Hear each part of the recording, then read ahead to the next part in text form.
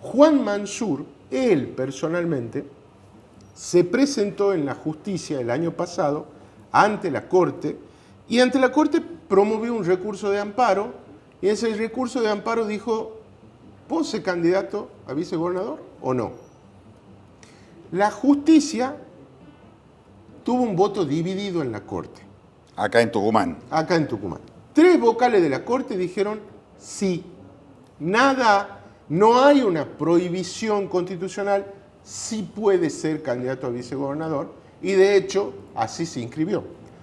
2 vocales de la Corte dijeron, mire, la verdad no podemos opinar porque usted nos trae este planteo y no hay cronograma electoral, no se llamó las elecciones, ni siquiera hay un partido político detrás de usted diciendo que lo quiere postular. Es decir, su planteo es abstracto, no hay un caso que abordar, entonces nosotros no nos pronunciamos al respecto, ¿no? Bueno, ahora, la Corte Suprema, último intérprete del derecho público provincial, incluyendo nada menos que la Constitución, ¿ha dicho que Mansur puede ser candidato? Sí. De modo que mal podría la Junta Electoral decir no. Digamos, la Junta Electoral, aunque está conformada solo por miembros del Poder Judicial, es un ente administrativo en el control de los comicios. No puede la Junta, no está entre las facultades de la Junta analizar, digamos, interpretar la ley. Lo único que tiene que hacer es aplicar un código electoral y aplicar las leyes tucumanas respecto de la legislación electoral. Luego, menos aún puede la Junta Electoral ser una cámara revisora de la sentencia de la Corte de Tucumán. La Corte de Tucumán ha dicho que Mansur puede ser y Mansur puede ser. Es decir, la validación de la candidatura de Mansur por parte de la Junta Electoral es impecable. Hubiéramos esto de verdad en un conflicto institucional si la Junta Electoral decía otra cosa. Ese es el capítulo local de la postulación de Juan Mansur. Ahora, a Juan Mansur lo oficializan hoy, porque hoy opera la oficialización de las candidaturas, hoy lo oficializan como candidato a vicegobernador y mañana el alfarismo, el Partido de la Justicia Social, presenta ante la Corte Suprema de Justicia de la Nación una causa judicial diciendo, señores de la Corte de la Nación, Mansur, a criterio de este partido, del alfarismo, que es una de las columnas vertebrales Juntos por el Cambio, este señor no puede ser candidato a vicegobernador. La interpretación que ha hecho la Corte Suprema de Justicia de Tucumán dirá Juntos por el Cambio, a nosotros no nos convence. Nos parece que se está haciendo decir a la Constitución algo que la Constitución no dice. Y bueno, ahí la justicia nacional tendrá la última palabra. Ya acumula la justicia nacional un planteo similar a este, pero cada provincia es un caso particular, respecto de Uñac en San Juan, ¿no? También la postulación de Uñac para ser gobernador por tercer mandato consecutivo está cuestionada por Juntos por el Cambio de San Juan ante la Corte Nacional. Y a la vez, también hay en la Corte Nacional una impugnación intentada por el alfarismo para que los comicios que han sido anticipados para el 14 de mayo no se anticipen, sino que se vote en agosto, como originalmente manda la Constitución de 2006.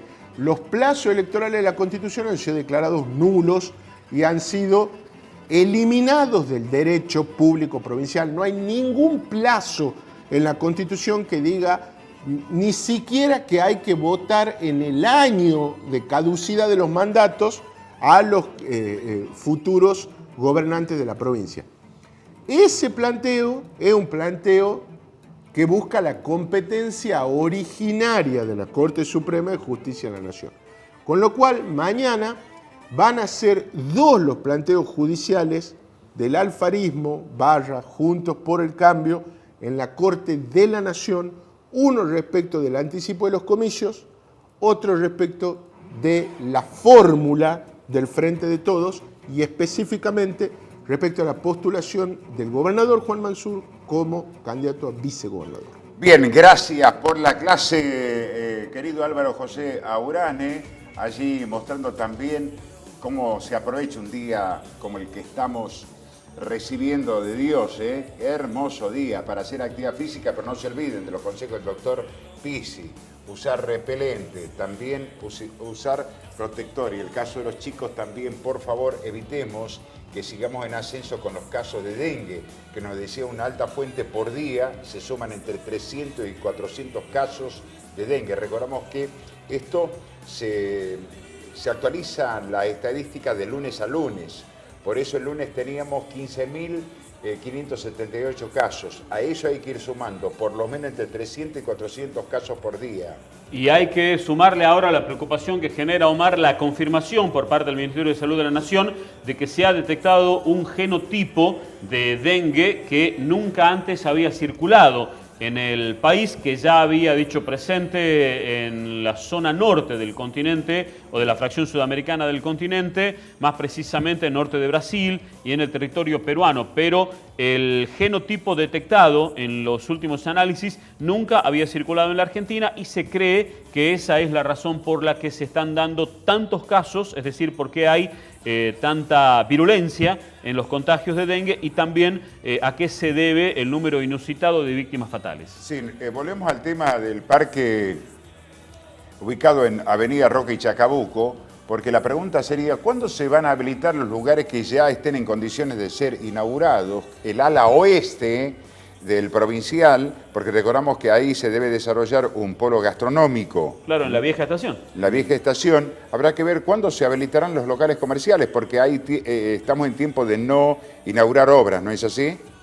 Pero sí se las puede habilitar. Claro. Exactamente. No hay que hacer actos, pero se las puede abrir. Pero la habilitación de la obra está permitida. En rigor, Omar, ¿qué es lo que está permitido? En rigor está permitido que si son, qué sé yo, tenés que habilitar un hospital modular. Sí. Porque realmente el brote epidémico de dengue te demanda esto, bueno, pues vos lo habilites. ¿Qué va a decir? No, miren, esperen, pase la campaña y recién vamos a habilitar un hospital. Lo podés hacer. Ahora, lo mismo que si yo con un puente, en el caso de un puente que haya caído, lo mismo con un puente. Ahora, bueno, debería ser un poco más restrictivo respecto de otras cuestiones. Ahora, ahí de nuevo, Omar, ¿con qué chocamos? Con lo que vos venís machacando hace tiempo, que es cómo es posible que los funcionarios puedan ser candidatos y alternativamente ser funcionarios y candidatos. Eso pasa en el sector público o en el sector privado también. Bueno, pasa con los funcionarios políticos, Omar. Acá ayer entrevistamos a 2 empleados públicos, 2 servidores públicos, 2 miembros de la fuerza policial que han decidido ser candidatos, ¿no? Una sargento que decide ser candidata a intendente de Trancas y un comisario principal que decide ser candidato a delegado comunal en el Manantial, y que ellos, sin que ninguna norma lo obligue, han dicho, che, nosotros vamos a pedir licencia sin goce de sueldo, ¿no? Claro, además la sargento está usando sus vacaciones, su descanso anual. Entonces, esto que eran mis vacaciones, yo voy a pedir licencia porque voy a hacer campaña. El comisario principal ha dicho, pido una licencia sin goce de sueldo porque yo voy a estar en campaña.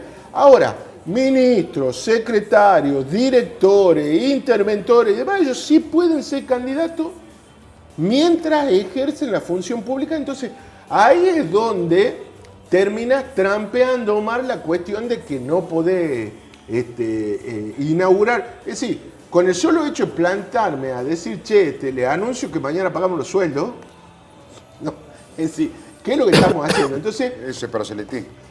Y además es desobediencia judicial, Omar. ¿Por qué? En el año, creo que es 2010, perdón si me equivoco, y si no fue en 2010, fue en 2009, el movimiento popular Tres Banderas, ¿no?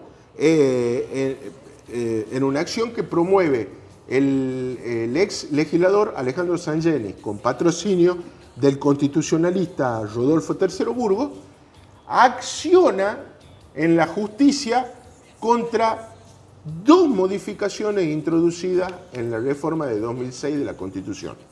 Una junta electoral con mayoría de políticos y el inciso 16 del artículo 43 que dice ningún funcionario será obligado a tomar licencia previa al comicio en razón de ser candidato.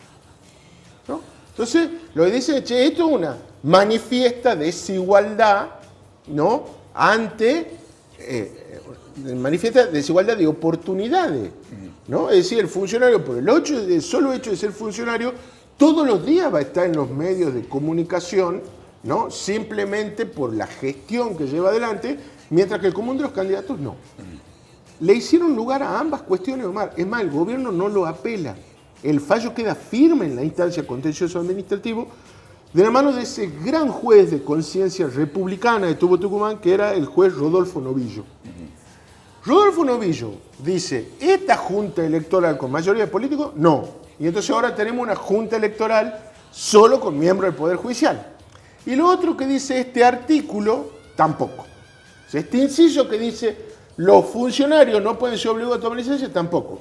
Y le dice Novillo a la legislatura, como ahora este artículo es nulo, dicten ustedes un régimen de licencia para los funcionarios. Si la campaña va a durar 30 días, que el régimen diga que 30 días, que 60, que lo que vos quieras. Nunca se dictó esa norma, Omar. Y la otra pregunta, Álvaro, porque no quiero transitar por un lugar que sea muy finito y que se malinterprete por parte de la sociedad. Ahora bien, están las dos presentaciones que hizo la oposición, que lo pudo haber hecho incluso un abogado en forma personal, sin representar a ningún partido político, hace dos presentaciones. Una con respecto al adelantamiento de las elecciones. Sí. Que puede entender, a ver, el doctor Jorge Noriega dice, no, acá se está violando la Constitución, hace una presentación ante la justicia provincial, rechazan esa presentación y él como alternativa va a la Corte Suprema de Justicia porque él entiende que se viola la Constitución. Está a la espera que se resuelva en la Corte Suprema. Después el mismo doctor Jorge Noriega hace una presentación diciendo, la candidatura de Juan Mansur está violando la Constitución. Hace una presentación en la justicia provincial, la Corte Suprema rechaza su presentación, recurre a la Corte Suprema de Justicia de la Nación. Bien, más allá de lo que resuelva la Corte, la sociedad en general, no Jorge Noriega, que ya sabemos cómo va a votar, si él sigue los lineamientos de su pensamiento que se está violando la Constitución. Hay que ver cuál va a ser la reacción de la sociedad en general sobre este tema, de ir a elecciones en forma anticipada o de votar a Juan Mansur como candidato a vicegobernador, sabiendo, el caso de Noriega, estamos hablando no en forma masiva, que está violando la Constitución. ¿Cómo va a ser la reacción de la sociedad frente a lo que todos dicen se ha violado la Constitución en estos dos temas? Adelantamiento de elecciones y candidatura de Juan Mansur. ¿Hay una responsabilidad también cívica en ese caso? Bueno, sí, digamos, es decir, toda elección es un veredicto en las urnas, ¿no? Claro está, esos veredictos en las urnas tienen múltiples interpretaciones, ¿no? Yo, en general, Omar, para no rehuir a tu pregunta, ¿no? Yo creo que por defecto, por supuesto que es una generalización, pero vamos al meollo de la cuestión, la oposición nunca gana, el que pierde es el oficialismo, ¿no? Es decir, cuando un oficialismo pierde una elección, no es que la oposición ganó, sino que la sociedad dijo, che, yo ahora le voy a administrar la derrota a este signo electoral, ¿no? Es una impresión muy particular, digamos, en contextos como los que tenemos en la Argentina, los oficialismos y los presidencialismos y los regímenes de gobernadores tienen un poder enorme respecto de los otros poderes políticos, con lo cual, Omar, bueno, perder en esos contextos es bastante difícil. Ahora, cuando ganan los opositores, en realidad mi lectura sociológica y política, es que la sociedad decidió que perdiera un régimen oficialista. Es decir, no no gana la oposición, pierde el oficialismo. Exactamente, ¿no? Entonces, vamos a ver, esa derrota del oficialismo puede ser porque sus desinteligencias generaron que se divide el voto, ¿no? Entonces, el oficialismo en un municipio dividió el voto y de pronto entró la oposición. Está bien, pero perdió el oficialismo y perdió por desinteligencia. Puede ser voto castigo, puede ser voto castigo, puede ser voto de hartazgo, lo que vos quieras, pero para mí, más que ganar las oposiciones, los que pierden son los oficialismos. Vamos a ver qué dice la sociedad tucumana el 14 de mayo. Bien, después vamos